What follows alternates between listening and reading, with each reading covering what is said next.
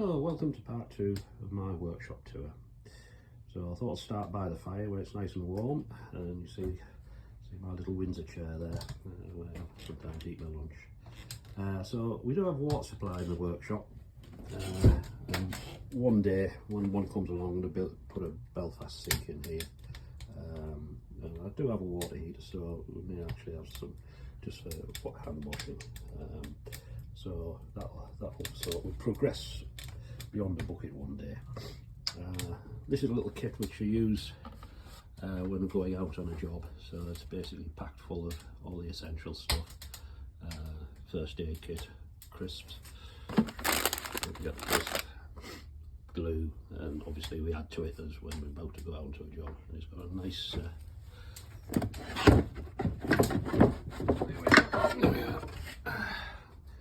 nice DeWalt clipboard. So it's even got a little light on there as well. Keeps all the files, everything we need to know about the job we're going to go and fit, or whatever we're going to do. We've got a Makita chop saw. I've had this one 25 years now. It's never let me down, and it's still really accurate, which is what I look for. So it certainly paid its way.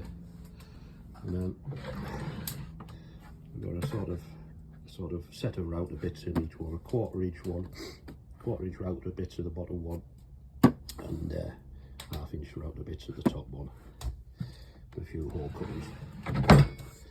And then we have a big router at the bottom, DeWalt half-inch collet, and a couple of transformers in there,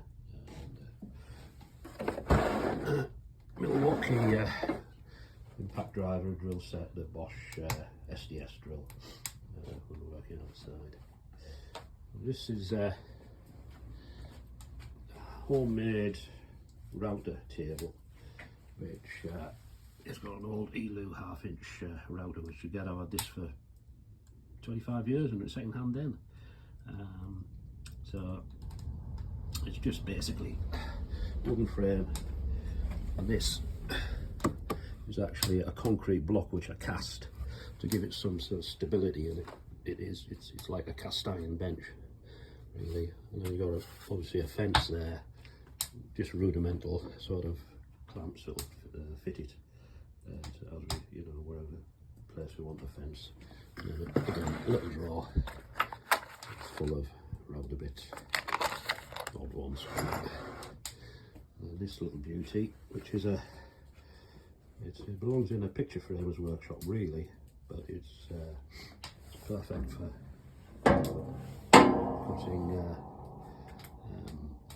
putting miters, well, whatever angle you want basically. Really accurate, really sharp.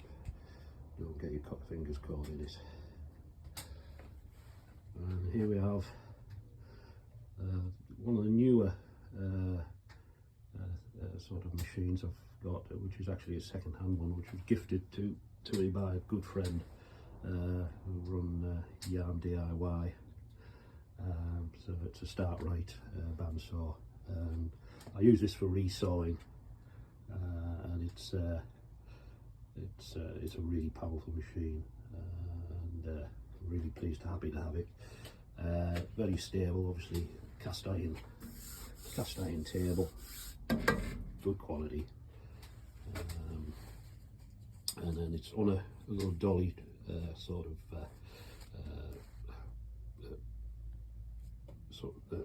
of a dolly device, which you can move it out and clamp it into place wherever you want it. So if I decide I've got some longer pieces to cut, I just have to move it a bit to the right, open the door, and then we're fine basically. But it just wheels back to to the position, so it's out of the way. But we haven't got a lot of area here.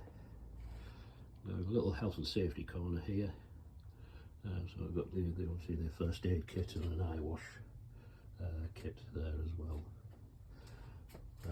This is a lathe which I've just recently purchased, and it's a really nice piece of equipment. It's only about £250, something like that. I've only just set it up, so but I've had a bit of a play with it. It's really nice, really well engineered, cast iron. It's heavy enough you don't actually need to bolt it to the bench. There's zero vibration, which I'm really happy about. As I was saying before, I'm starting to put things in little drawers, ready for them in box. But again, I really have to sort of label up drawers just to make sure otherwise I'll just forget about things. Bench grinder, I've had this for probably about 40 years, I would say. It was actually one that I hadn't used for years. I just took it down from the shelf. I didn't think it worked, but there we are. It's fine. So it just does when I'm turning here. It'll put an edge on some of the chisels we're using. Half reasonable set of turning chisels there, turning tools. I'm quite happy with the range I've got. Again, I bought them 30 years ago, second hand. Yeah, they're still good to this day. We've got some smaller power tools up here. Recently just bought this Makita router. Just I was short really of a decent 1/4 inch one.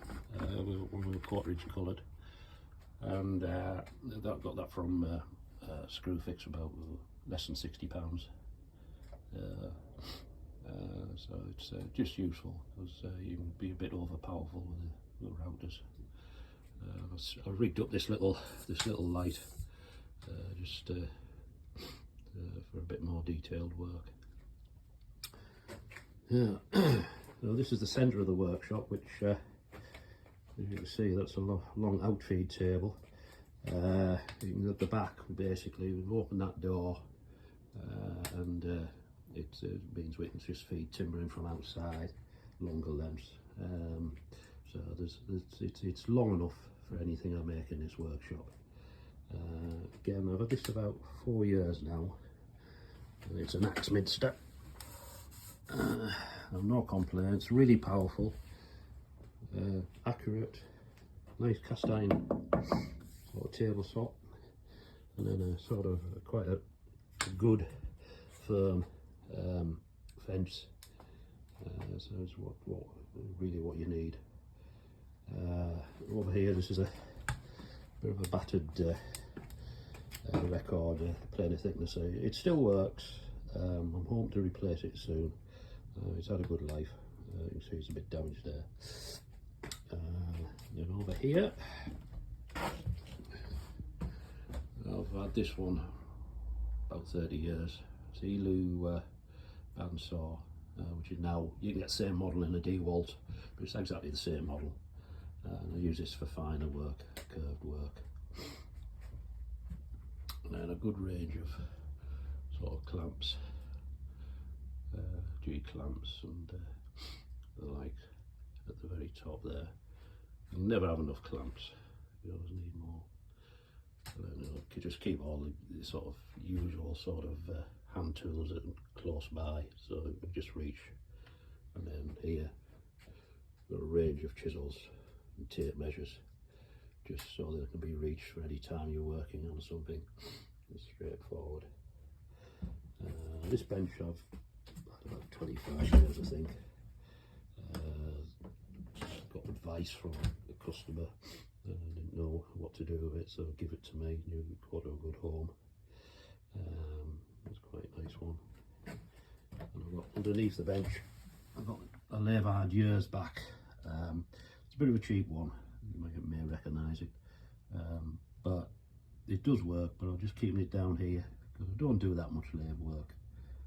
Just keep it down here for any time I've got something that's really big that needs turning. It'll be easier to sort of set it up for that rather than have it set up in its place, which would take up valuable space. You can see outside, that's into the garden.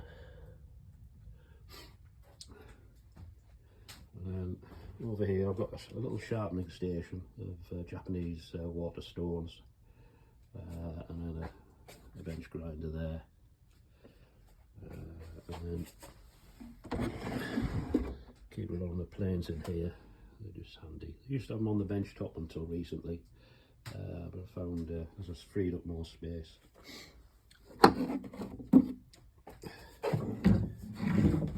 This is a little device that I followed from Jim Kingshot's workshop book.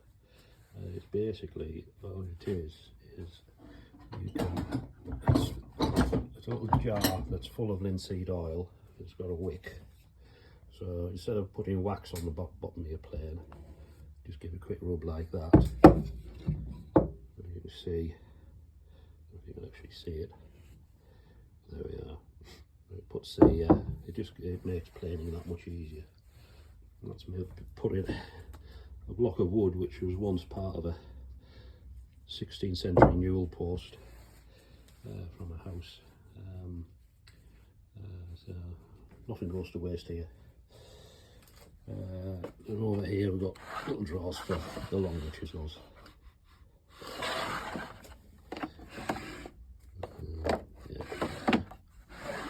Bits and pieces in there. I really need a decent mortise machine. I've had this for 20 odd years. I know how to use it in the sense that it's not very accurate, but I can get accurate mortises out of it. I've set up a homemade fence and it takes a bit of skill, but it gets me away. But if it's all something it's on the dream wish list. Some of our books. Charles Haywood, probably one of the finest authors on woodworking in this country's ever produced. He was the founder of the Woodworking magazine, which no, he couldn't have been the founder, no. But he used to be the editor of the Woodworking magazine, which has just gone out of print. There are a range of hand planes, sort of moulding planes. Again, it's just, you pick these up from it, you know, an antique shop. They're for next to nothing. It's a pity that they don't get used. This is a scratching stock I made myself. All it is just you just get a bit of a hacksaw blade or something, some sort of bandsaw blade, and then you just file a profile into it, and then you just rub it backwards and forwards across a piece of wood, and you'll get a mould. I'll do sort of a video on how this is done later. And then over here, you can see how long they've been here. That was an article from 1998 when the internet was brand new, and I was one of the first people in the area on the internet, certainly as a furniture maker. It was like that one. I find that quite amusing. So it's a bit of a cosh cupboard. I mean, don't totally comply, but because it should have a lock on it, but there's only me in here, so that shouldn't be an issue. And I've got another cosh cupboard here. Polishers and methylated spirits and WD-40. And around here we've got a DeWalt crosscut saw. Not the most powerful machine in the world, but it does me. Sometimes if you're cutting through a bit of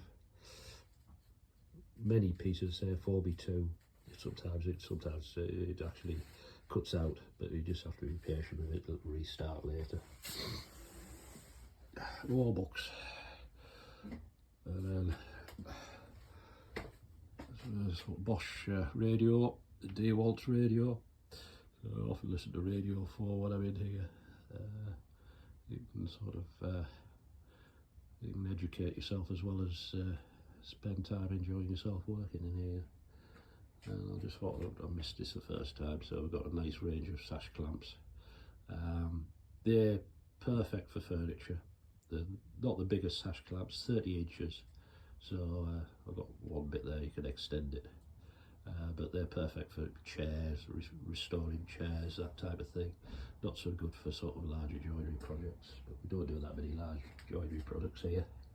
A couple of clamps there, and then obviously over there you've got all the pans I've used over the years. And then you can see that at the very top there, there's a 6 foot, got two 6 foot sash clamps, T-bar sash clamps, and then I've got 2 extension bits there, so they go up to about 8 foot, getting on to 9 foot I would say. So, hope you've enjoyed the little workshop tour, and as they always say at the end, please click like and click subscribe, and I look forward to seeing you in the future, and we'll be doing more things in the workshop. Thanks, bye.